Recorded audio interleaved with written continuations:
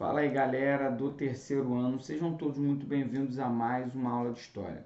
E nós vamos falar aí sobre o capítulo 27 da história 1, falando sobre a ditadura civil-militar nos governos de Costa e Silva e Médici, a partir da página 17, beleza? Então, falando aí, né, sobre o governo de Costa e Silva, após aí para a sucessão, né, de Castelo Branco, o alto comando militar eles indicaram o ministro de guerra, né, Marechal Arthur da Costa e Silva, tá, que passou a governar o Brasil, né, a partir de 1967, foi até 69, tá?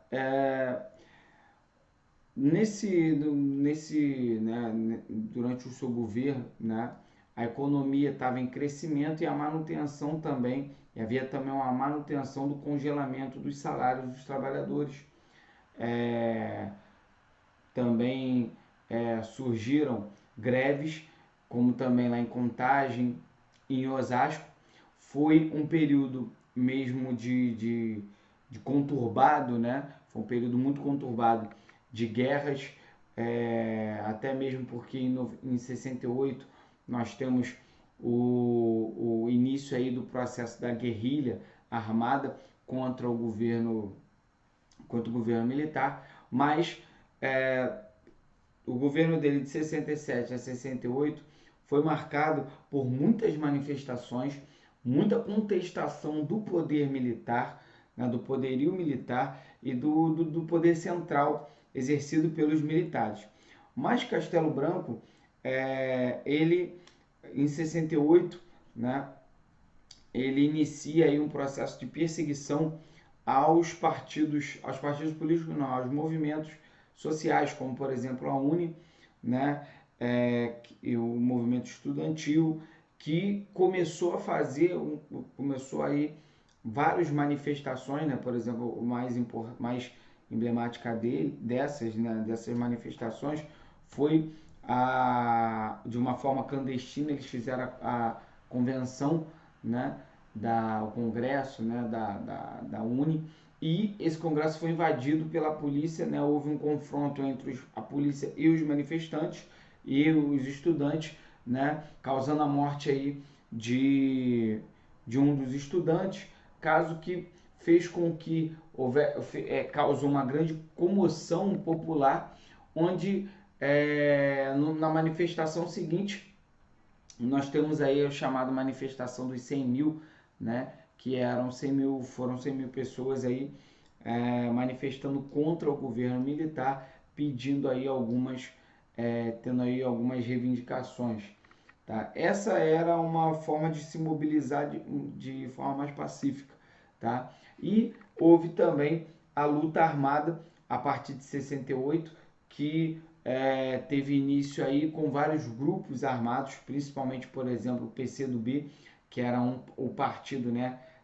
Não estou falando aqui que houve somente pessoas do PCdoB, havia também, né, militares desertores, pessoas da sociedade civil e vários outros grupos aí que se formaram, né, formaram aí vários grupos de guerrilha, se bem que também os seus líderes e várias pessoas saíram do Brasil em busca aí de treinamento em Cuba, na União Soviética, na China, e voltaram para o Brasil para formar essas guerrilhas armadas que vieram de frente aí inspirados em Mao Tse Tung e também Che Guevara contra o governo brasileiro, beleza? Então, a partir daí, nós temos várias manifestações que são reprimidas de forma muito forte pelo governo, tá? Isso até mesmo, né, que nós temos as greves que aconteceram lá em Contagem e também Osasco, que também foram reprimidas pelo governo. E também nós temos lá um acontecimento que foi justamente também a manifestação do deputado Márcio Moreira Alves, do MDB, que era a oposição. Ele realmente ele foi para o Congresso e ele discursou contra os militares, contra o regime, contra o que estava acontecendo, sobre a repressão, né, dos militares. Os militares resolveram, mandaram para o Congresso um pedido de processo, né, contra o deputado, mas ele estava protegido pela imunidade parlamentar. E isso fez com que os militares ficassem muito loucos, bravos, né? Até mesmo o presidente ele ficou muito irado com isso, porque os militares, os deputados resolveram não processar o deputado Márcio, e isso fez com que, em contrapartida, o Costa e Silva ele lançasse mão aí do AI-5, de um novo ato institucional, tá?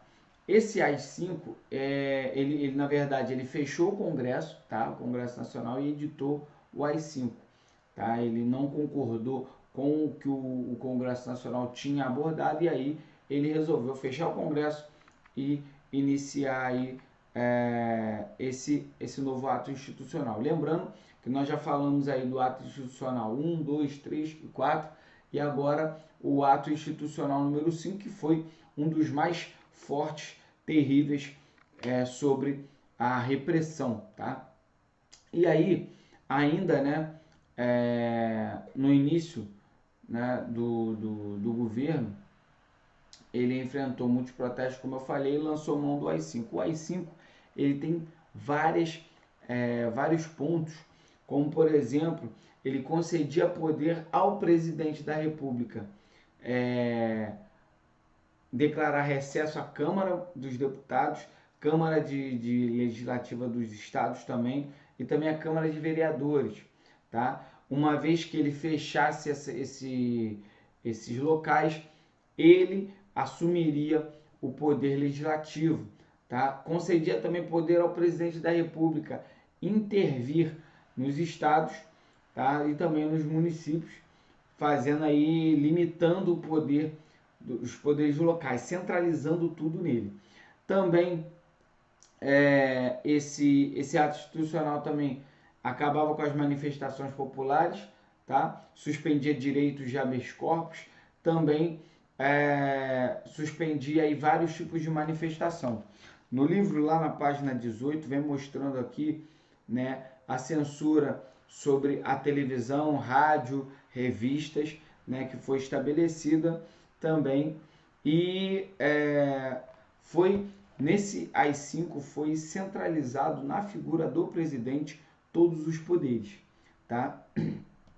E a partir desse AI-5, que foi o momento mais duro aí, o ato institucional mais duro colocado sobre a população, né? Nós temos uma doença, né? O presidente ele é acometido de uma doença onde ele fica impossibilitado de continuar governando. E aí, para conduzir o país, a junta militar, né? Eles na verdade, o vice, né, do Costa e Silva deveria assumir, o vice não pôde assumir porque ele foi contra o AI-5. Então a junta militar assumiu com 3 líderes, né, um de cada força, né, um general de cada força, onde eles decidiram aí indicar Médici, tá? E Médici passou a ser o presidente, né, durante de 69 a 74, que foi o período aí onde ele conseguiu apaziguar os quartéis e também permitir que as aspirações e interesses dos militares desertistas, né, radicais, se expressassem através do seu governo, tá? No período enquanto ele registrara, né, os maiores índices de desenvolvimento e crescimento do Brasil, e também as regiões mais afastadas ou menos povoadas do Brasil começaram a ter um olhar diferenciado, né? A ideia dele era ocupar para não perder, como por exemplo a Amazônia, né? A ideia era ocupar a Amazônia, se fazer presente na Amazônia, para que não houvesse perda do território. E aí, regiões como que tinham poucos habitantes, como a Amazônia, a região centro-oeste, eles começaram a receber um grande estímulo governamental para serem exploradas economicamente, tá? E durante o período de Médici, né, na verdade, Médici ele ampliou os gastos públicos, tá? Fazendo com que o governo ele pudesse investir muito mais, aumentando os gastos públicos e também o endividamento do país. E durante esse período nós chamamos de milagre econômico, onde nós temos aí pleno emprego no Brasil e inflação controlada. Por outro lado, né, os empréstimos estrangeiros aí geraram uma grande dívida ao Brasil.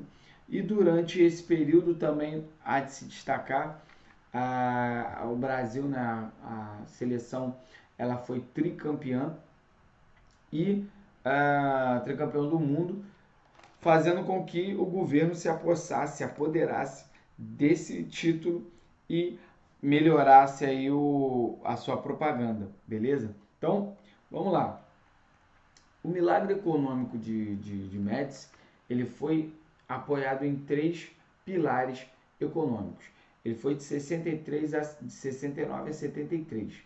E primeiro nós temos uma grande concentração de renda, tá? Marcada aí pela redução do poder aquisitivo dos salários e a criação de novos impostos, como por exemplo o IPI, né, que é o Imposto sobre Produtos Industrializados.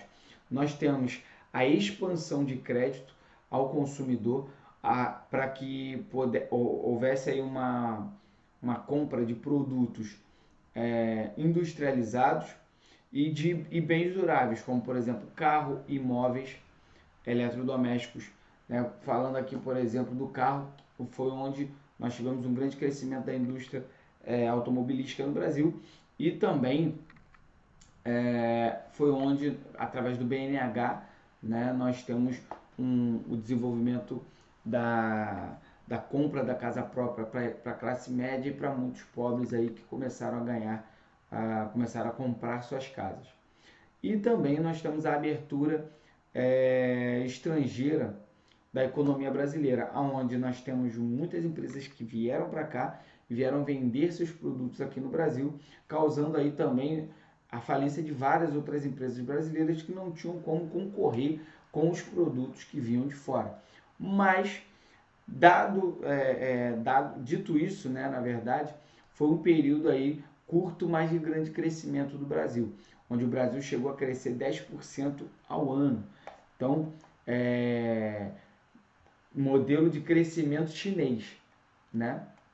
Então, o período do governo de Médici teve o seu lado bom e também o seu lado ruim, tá bom? Mas também dentro desse período, né, nós temos aí o fechamento do regime, o período mais duro, né, do governo militar. É um período muito duro, na verdade, do governo militar, onde através dos órgãos de repressão, como DOPS, do ICOD, né? Nós temos aí a repressão feita sobre os grupos que eram contrários aos militares. É no contexto de concentração de renda e também uma aparente tranquilidade que Médici em 74 ele deixa o governo, tá?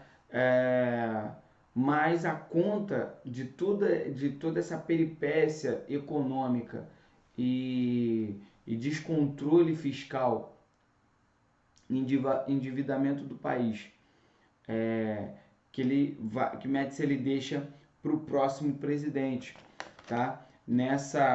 nesse contexto aí de aparente normalidade dentro do Brasil, ele passa adiante o governo para o presidente Geisel, tá? Que assume após o governo de Médici, beleza? Chegamos ao final de mais uma aula, né? Espero poder ter ajudado vocês, né? Na parte aí do governo do Médici e também do Costa e Silva, tá? Alguém tiver alguma dúvida, eu peço a vocês que deixem aí nos comentários, tá beleza? Galera, fiquem com Deus e tchau, até a próxima aula.